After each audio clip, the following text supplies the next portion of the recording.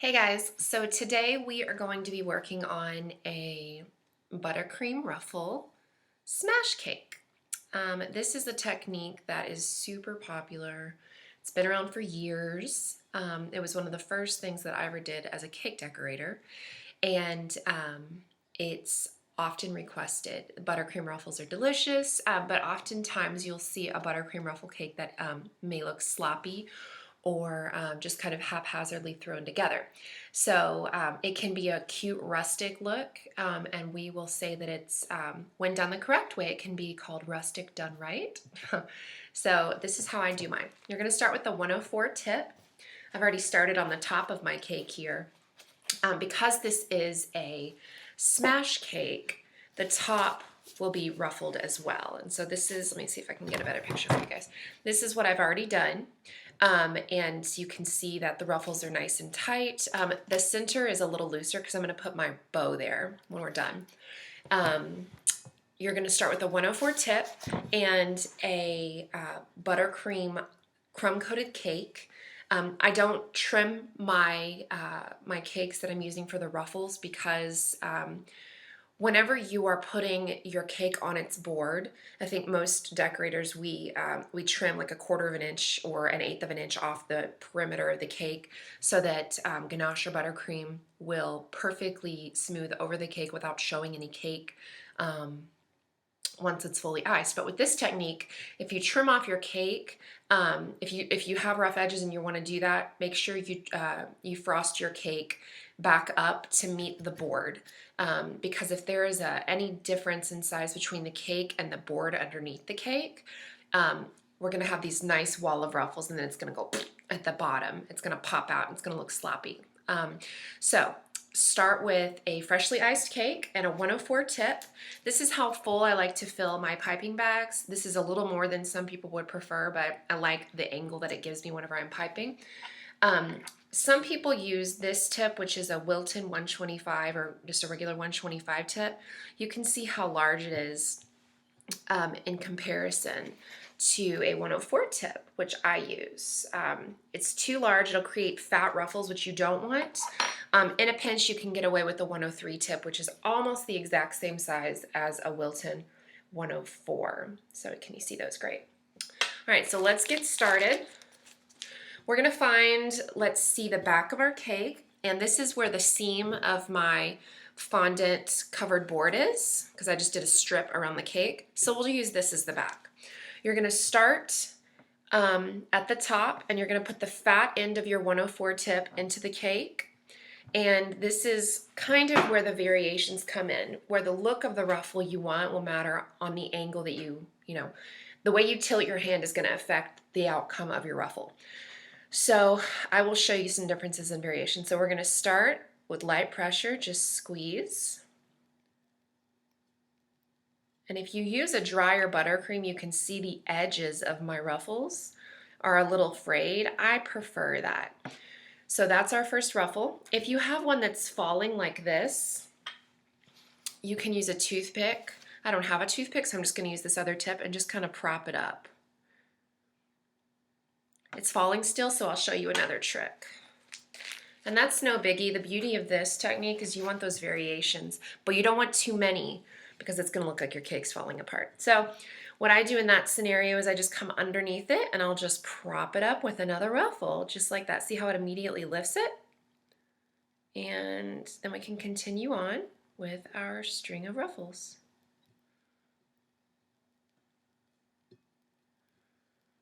And that one is getting lifted as well, and then you just... So the key in not having any ruffles fall is making sure that your tip is planted firmly enough onto the side of your cake. You don't want to come off your cake, because if you do, you're going to get that droop. So right now I have my tip at a slight angle, and I am pressing firmly into the cake, and so you can see we're starting to get that pretty ruffle. I like my ruffles tight. On my Facebook page, when I post my ruffle cakes, I always, it never fails, I get somebody that thinks that this is like a stacked tortilla cake, which is really funny to me. Yes, sorry, it is a stacked tortilla cake. All right, so let's go. We are on ruffle 4. And so right now, I think the key is the way that I'm holding my bag. My tip is pointing upwards.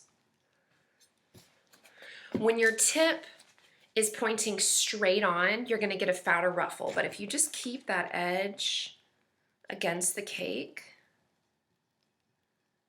and then kind of slightly cock it to the right, you're gonna get a point on the edge of your ruffle, which is what we want. We want that pretty point. So I'm gonna stand because this is a weird angle for me. So here we go. Once you get like down towards the middle, this will get a little more tricky as far as like angling your tip. But the key is keeping consistency in the angle of your tip. Pick a place, pick an angle, and stick with it. And we're just going to continue doing this all the way down the cake. So easy. Nothing you guys haven't seen before. There's no trick, no special way that I do this. I think the only reason that mine come out so well is because I've done so many, and because it's the angle in which you're holding your piping tip. So we're getting low in the bag. We're going to have to refill with some frosting. You can hear the bubbles popping as it comes out because I over-whipped my buttercream. All right, so I'm going to take a break and come right back and we're going to finish. Okay, so we're back and I've refilled my piping bag. And we're going to continue down the cake. Another thing is that whenever you are working, you can kind of see like my lines are moving. That's normal. It's okay. It's just the back of the cake. And it doesn't ever bother anybody unless it bothers you, in which case just try really hard to get your lines to be perfectly straight. Make sure you keep your tip clean. And I just keep a paper towel handy and I'll wipe as I go because I don't want any of the excess buttercream to catch on my ruffle above. So we're just going to keep working on this. I pulled away from the ruffle above. It's kind of a fine line between dragging your tip in the cake lightly and making sure that the ruffle touches the one above it. So see, we have this excess that's built up. Make sure you wipe so it doesn't catch, because it will catch and it's going to look ugly.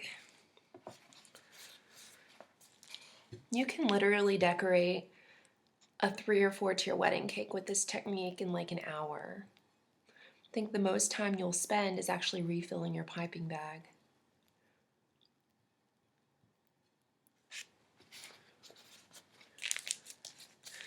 So I'm going to speed this up now so you can just see me finish the cake.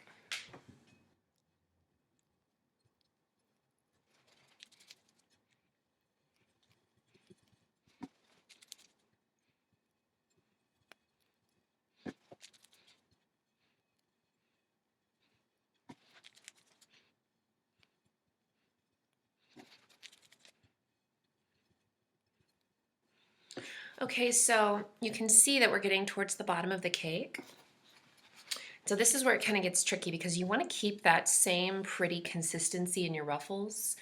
But at the same time, you're getting close to this right here and it's getting kind of like awkward. Like, how do I do it?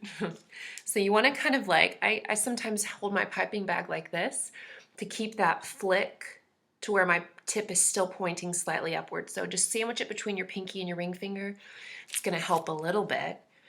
And it really, it's kind of just up to you to figure out how it would work easiest for you. I have really long fingers. Hello. And icing all over my hand. So this works really great for me.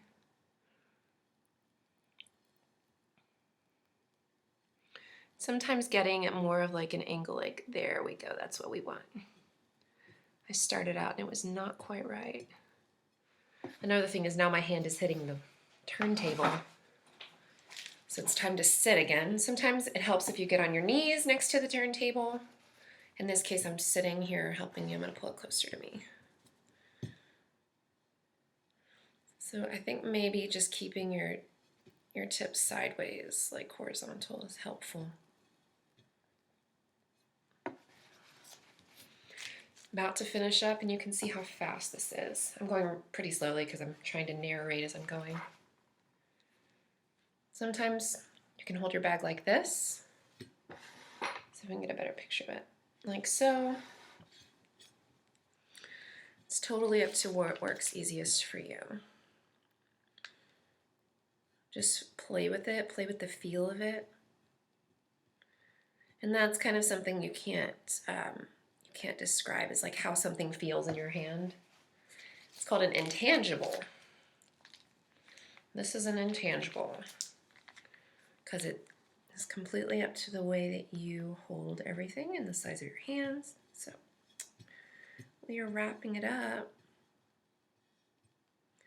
Have a few gaps, but I think that's okay. We got a faller right here, one that's laying down on the job. We're gonna prop it up with that ruffle below it. So now you can see why it's so important to cover your fondant board before you start decorating, because I can't tell you how many times I haven't, and then I've been like, crap, and I have to go back and I have to try and finagle decorating the board or covering the board in fondant so I don't hit a ruffle. So I'm going to cut through that ruffle because it's too droopy to support itself or to be supported. So now we've got like kind of a messy thing. I'm just going to you can take a spatula. I have a tip sitting next to me, so I'm going to use that and just clean it up. Variations like this are totally okay, like completely okay. This is the front of our cake, and so there's a couple little things like right here that aren't perfectly straight, but that's the beauty of the ruffle. It doesn't have to be, like, at all. So running low on some frosting, we're gonna pop this up and finish up. I think we got one more row after this one. Oh, we hit an air bubble, that's okay.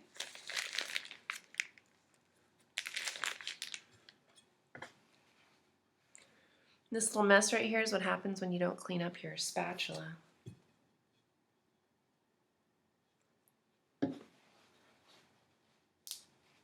I'm sorry, your piping tip. Okay.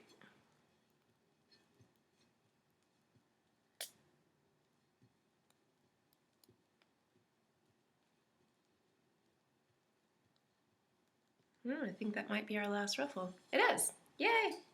All right, so we are all finished. Let's find the front of our cake. Where's the prettiest? There it is. All right, so this is the front of our cake. As you can see, there's some slight variations, and we are cool with that. Actually, that's not the front of our cake. There it is. So we've got some issues down here, this little squiggly thing, and then this little droop right here. That's okay. It's part of the cake. It's part of the process. And if you really don't like that, then you could probably take a toothpick and break it up a little so it's not so like huge looking. And just go back and kind of scrape it. I'm taking a tip and I'm just kind of scraping along to try to downsize that huge ruffle. And I think that'll fool the eye a little bit. So we're all set. Good luck with your ruffles, and I know this was a super bare bones and easy tutorial, but that tells you exactly how to do it. Good luck.